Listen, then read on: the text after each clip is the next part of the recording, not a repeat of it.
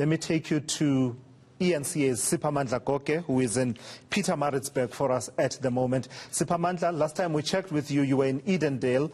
Where do we find you now? It seems a bit calmer where you are. It's calm because I can confirm to you that the soldiers, the army has arrived in Pietermaritzburg. Bongamkize will show you those visuals of the soldiers on the streets. It's a dead town. It's a ghost town. Soldiers are here and they've told us really that they are here to ensure that everything is quiet, it's calm. I can tell you that they are near the provincial legislature of KwaZulu-Natal. Those three soldiers that you see, they are just on the precinct of the provincial legislature of KwaZulu-Natal. On my right and Bongamkize's right will be the city hall. So they are at the strategic centers here for now. We understand that they will be going out to where there is looting and there is fire burning. But those visuals that you see, those are the soldiers here on the streets of Pietermaritzburg. Bonga will show you. This is the main street in Pietermaritzburg, by the way.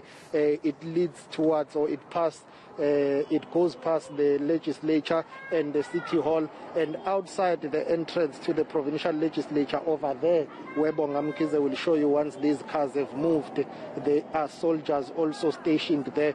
This street is very clean, it's very quiet because the army is on the streets now. As to whether they will be spreading across various areas in and around Pietermaritzburg, many people have been calling for the army to be deployed because police are overwhelmed here. They are outnumbered. They keep on chasing shadows here.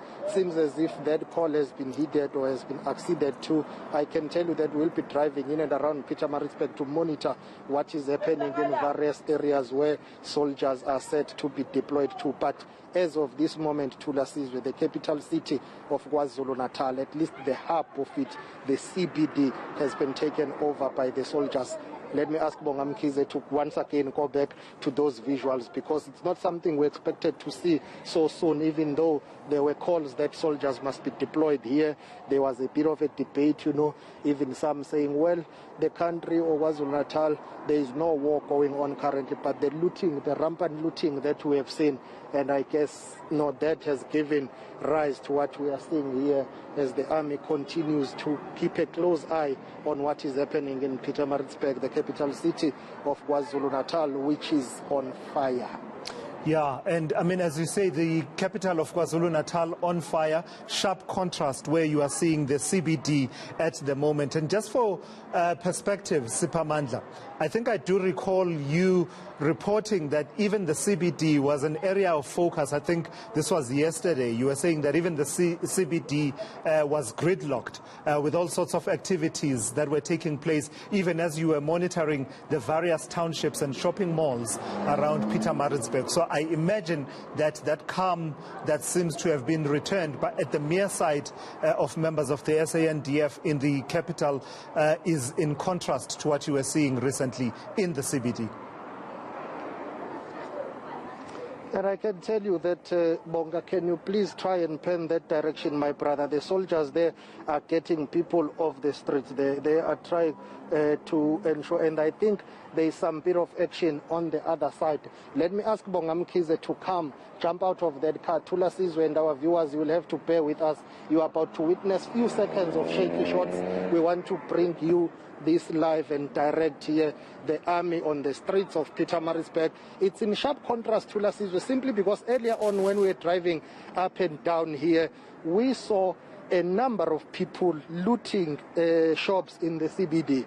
And those shops really, there were no police officers there. And I can tell you that earlier on, people, not so long ago, few minutes ago, and currently where we are, which is about 2 kilometers if you drive down the Pietermaritzburg CBD, I can tell you that that is where people were looting when we were coming up. After this, that is where we're going to go and check as to what is happening. As you see, soldiers there escorting some people. In fact, if I'm going to ask Bongamkize that we keep walking so that we can go towards the city hall side of things, so that we'll show you, because I see there are more soldiers on the other side. So we'll take this walk to Thulasizwe.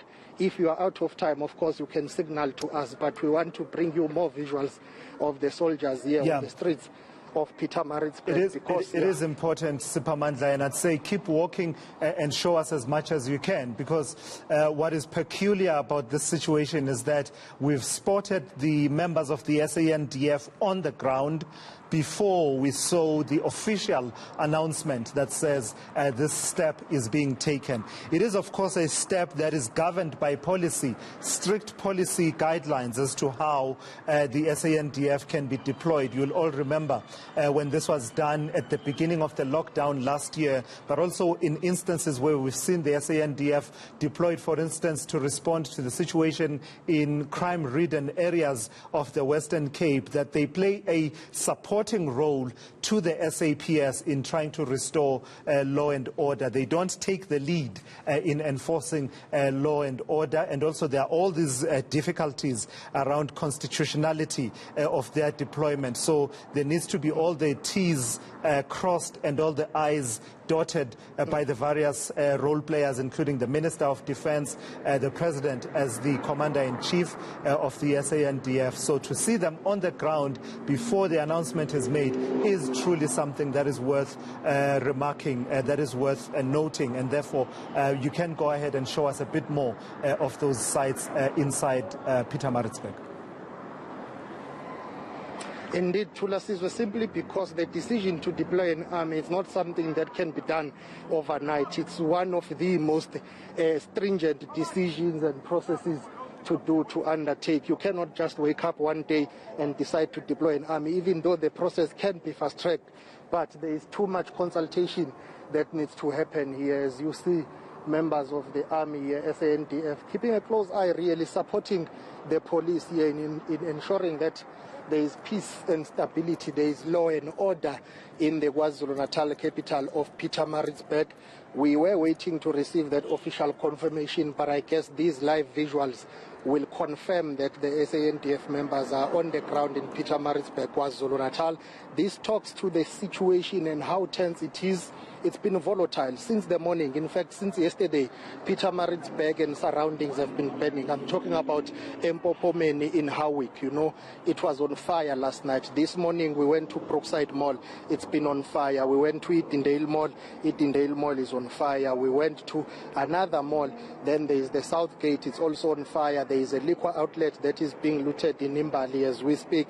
So there was no other way except to intensify deployment, whether of police and then adding up these soldiers to support the police in executing their work. Because at the center of what is happening in South Africa right now, or in KwaZulu-Natal, is the issue of really looting. This is what we call criminality. This is what we call anarchy. And I'm sure that these members of the army are here to ensure that there is order and stability in the provincial capital. Let me tell you why Pietermaritzburg is strategic.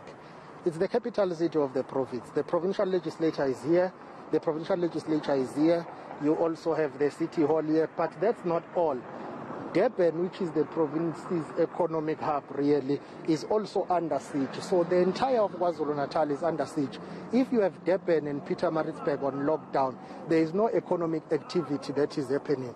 As you see, these soldiers are diverting traffic here, ensuring that there is order and stability here, ensuring that all the motorists that are coming here should be diverted and take alternative routes, because they have taken over the city center here. And you see there, they are talking to people who are crossing the streets, trying to direct them. So this is a developing situation in KwaZulu-Natal. It was going to happen, but the question was, when was it going to happen? Now it has happened. The army is here. Yeah, absolutely. I mean, you get the sense that it was really a matter of time. The president speaking yesterday, not wanting to go in that direction of, you know, what if the violence and looting continues and perhaps even escalates. I mean, it was interesting to notice that even as he was speaking, we were getting reports of various incidents of disturbances across various parts of the country. Siphamandla, thank you for all of that. Let me take a moment, because it's you and because I can do this. Earlier on, when you were in Edendale, you mentioned that before that mall was built, this is a human moment, just to take us away a little little bit from really the dire situation we're facing. You mentioned that you used to play football where the mall stands now. And you said, I might find it hard to believe. Well, you run a lot when you're chasing the stories on the streets, Siphamandla. So I know that you can run. But what position, brother? I've got witnesses here. I've got witnesses here in Pietermaritzburg.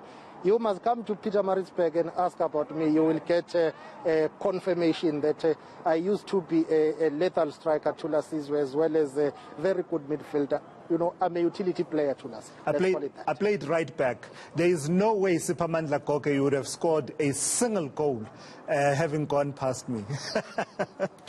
eNCA is Siphamandla Goge out there in Pietermaritzburg. We're just trying to take a moment to just be human, right, in the midst of this crisis that we are facing as a country.